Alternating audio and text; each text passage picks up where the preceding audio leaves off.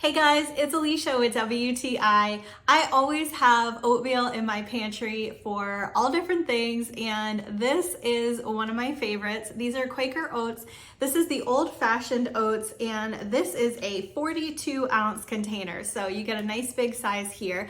And I love these because they're really versatile. You can use them to just have a nice bowl of oatmeal in the morning. You can make granola with it. You can make oatmeal cookies. You can make oat flour when you put these in the blender. There's so many things you can do. These are just a really great versatile place to start, and I really love them. I love that these are not quick oats, so these are a 100% whole grain oat. They are a good source of fiber, and I think they taste really delicious. So I like to quickly make a bowl of oatmeal in the morning and throw on some of my favorite toppings, and it always hits the spot. But these are definitely great to keep on hand for a variety of recipes, and it's just a great thing to keep in your pantry. They are delicious and definitely a staple in our house, and that's my point of view.